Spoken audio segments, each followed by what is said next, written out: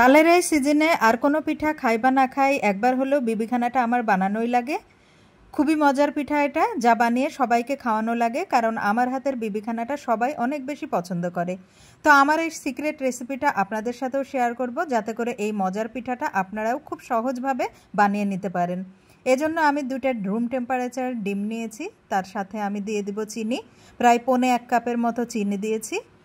আর এখানে দিয়ে দিব আমি 1 চিমটি লবণ, তার সাথে দিয়ে দিব হাফ কাপ সয়াবিন তেল, আর দিয়ে দিব ঘন করে রেখেছিলাম আগে থেকে দুধ, সেই দুধ আমি দিয়ে দিব এখানে 1 কাপ। আমার হাতে হাফ কাপের মেজারমেন্ট কাপের হাফ কাপটা, এটা দিয়ে আমি আসলে 1 কাপের পরিমাণটা বলে দিচ্ছি। আর তাল এখানে দিব আমি 1.5 কাপ। ঘন তালের রস আগে থেকে আমি জাল করে ঘন করে নিয়েছি, সেই তালের রসটাই এখানে ব্যবহার করেছি। এখানে আমি 1 কাপ চালের গুঁড়া দিয়েছি, আর 1/4 কাপ দিয়েছি ময়দা, আর দিয়েছি হাফ কাপ গুঁড়া দুধ, আর 1 চা চামচ ভর্তি করে বেকিং পাউডার।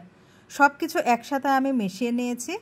আর 2-3টা এলাচ, ছোট এলাচ আর কি, একদম গুঁড়া করে নিয়েছি। এই বিবিখানার সাথে এলাচের ফ্লেভারটা দারুণ সুন্দরভাবে যায়, তাই এলাচটা অবশ্যই আপনারা দিবেন, স্কিপ করবেন না একদম।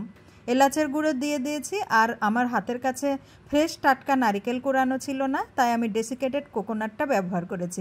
তবে আপনারা অবশ্যই কিন্তু এটা টাটকা ফ্রেশ নারিকেল কোরানোটাই দেওয়ার চেষ্টা করবেন। আর নারিকেল অবশ্যই দিতে হবে এটাতে, অনেক বেশি মজার হয় এই পিঠাটা। আমি ওভেনে বানাবো, কিন্তু আপনারা খুব সহজেই চুলাতে কিন্তু বানিয়ে নিতে পারবেন। তো এই তো আমার ব্যাটারটা একদমই রেডি হয়ে গেছে।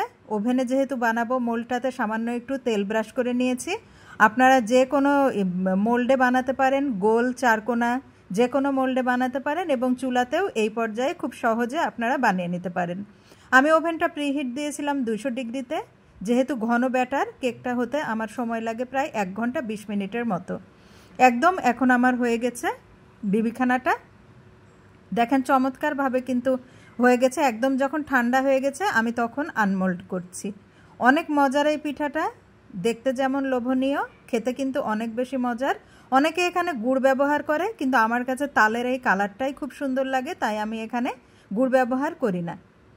খুবই মজার হয় পিঠাটা, আপনারা অবশ্যই ট্রাই করবেন। আমার এই রেসিপিতে অনেকেই বিবিখানা বানায়, তবে ভেতরটা দেখেন একদম ফ্লাপি হয়েছে, just like as a cake. একদম কিন্তু কেকের মতো হয়েছে, ভিতরটা ফ্লাপি। তো অনেকেই বিবিখানায় বানায়, বাট আমার রেসিপিতে একবার হলেও ট্রাই করবেন, এটা অনেক বেশি মজার হয়। আমার কাছে খুবই ভালো লাগে, আমার হাতের বিবিখানা সবাই অনেক বেশি পছন্দ করে। তো এই তো আজকের রেসিপিটা এ পর্যন্তই ছিল। আশা করি আপনাদের খুবই ভালো লেগেছে। তালের এই সিজনে একদিন হলেও ট্রাই করবেন।